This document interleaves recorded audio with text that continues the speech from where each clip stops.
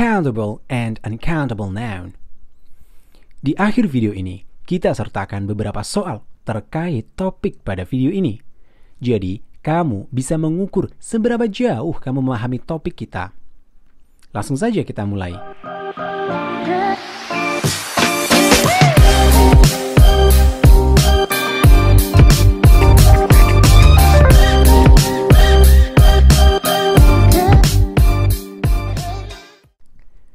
Manakah dari dua kalimat ini yang benar? Can I have more sugars? Atau Can I have more sugar? Kalau kamu menjawab kalimat pertanyaan yang kedua, that's right, itu benar sekali. Tapi begini, kan di sini ada kata more sebelum kata sugar, yang artinya lebih banyak. Bukankah kalau semisal ada kata benda yang jamak itu ditambahkan s? Bagaimana ya penjelasannya? Oke, langsung saja kita mulai. Coba kamu hitung, ada berapa buah kursi makan di ruang makanmu? 3, 4, or 5, 5, atau mungkin lebih. Tentu saja kursi bisa kita hitung jumlahnya. Semisal saya ganti pertanyaannya, bisakah kamu menghitung butir gula dalam satu takaran 1 sendok makan? Mungkin butuh berhari-hari untuk menghitungnya. Karena sulitnya ini, gula tidak bisa dihitung dengan persis. Perbedaan kursi dan gula terletak pada apakah benda itu bisa dihitung atau tidak. Yang bisa dihitung kita sebut sebagai countable noun. Yang tidak bisa dihitung disebut sebagai uncountable noun. Lalu, perbedaan keduanya dalam kalimat bisa kita lihat bersama-sama. Yang pertama, dilihat dari jumlahnya. Kata benda bisa dihitung atau countable noun ada dua bentuk. Yang pertama, tunggal atau singular. Jumlahnya cuma 1. Dan yang kedua, jamak atau plural. Jumlahnya 2 ke atas. Contohnya, I have a candy. I have a candy. Aku punya sebuah permen. I have 2 candies. I have 2 candies. Aku punya 2 permen. Untuk jamaknya, biasanya kita tambahkan akhiran s atau is pada kata benda. Sedangkan kata benda tidak bisa dihitung atau uncountable noun hanya punya satu bentuk saja, yaitu tunggal. Hal ini karena benda ini tidak bisa dihitung secara pasti. For example, you need to drink much water. You need to drink much water. Kamu perlu minum lebih banyak air. Meskipun dituliskannya banyak air, bukan berarti bisa dihitung. Dari segi tata bahasa, tetap kita tulis tunggal. Yang kedua, subject and verb agreement. Jumlah kata benda bisa mempengaruhi kata kerja yang mengikutinya. For example, the book is old. Bukunya tua. The books are old. Bukunya tua. Di sini buku yang kedua memiliki jumlah lebih daripada 1. Penggunaan to be bisa berbeda tergantung jumlah subjeknya. Sedangkan untuk yang uncountable noun, verb selalu berupa kata kerja tunggal. Salt is salty. Salt is salty. Garam itu asin. Mau berapa banyak garam, kamu tetap gunakan kata kerja is atau tunggal di sini. Jadi tidak ada salt or salty. No. Yang ketiga, article as determiner. Jadi, di sini ada yang disebut sebagai a dan an. Kata benda yang bisa dihitung bisa menggunakan kata sandang article, a atau an. Please bring me an apple. Please bring me an apple. Tolong bawakan aku sebuah apel. I have a pet. I have a pet. Aku punya seekor hewan peliharaan. Kata sandang a atau an digunakan untuk memperkenalkan sebuah objek kepada pendengar. Sedangkan kata benda tidak bisa dihitung atau uncountable noun tidak perlu menggunakan kata sandang sama sekali. For example, I'm slicing a bread. Aku sedang mengiris roti. Ini salah. Yang benar adalah I'm slicing bread. Aku sedang mengiris roti. Ini benar. Yang keempat, demonstrative determiner atau this, that, and those. Untuk menunjukkan ini dan itu.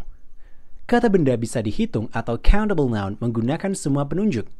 This building, bangunan ini. These buildings, bangunan-bangunan ini. That building, bangunan itu. Those buildings, bangunan-bangunan itu. Kata benda yang tidak bisa dihitung atau uncountable noun hanya menggunakan penunjuk tunggal. This liquid, cairan ini.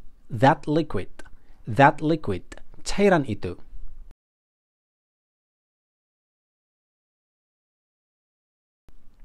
Oke, selanjutnya yang kelima, quantifier determiner.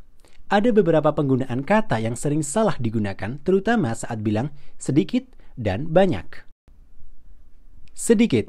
Untuk bilang sedikit pada kata benda yang bisa dihitung itu ada dua. Few atau a few. For example, I have a few free days. Aku punya sedikit hari libur. Yang kedua, I have few free days. Aku punya sedikit atau kurang hari libur. Untuk kata bilang sedikit pada kata benda yang tidak bisa dihitung atau uncountable noun itu juga ada dua. Little atau a little. My motorcycle remains a little full. Motorku sisa bensin sedikit. Dan selanjutnya, my motorcycle remains a little full. Motorku sisa dikit atau kurang bensinnya. Banyak. Untuk bilang banyak ada dua juga, many dan much. Many digunakan untuk banyaknya benda yang bisa dihitung. I need many participants. Aku butuh banyak peserta. Dan much digunakan untuk banyaknya benda yang tidak bisa dihitung. I need much information. Aku butuh banyak informasi. Oke, itu adalah penjelasan dari countable dan uncountable noun.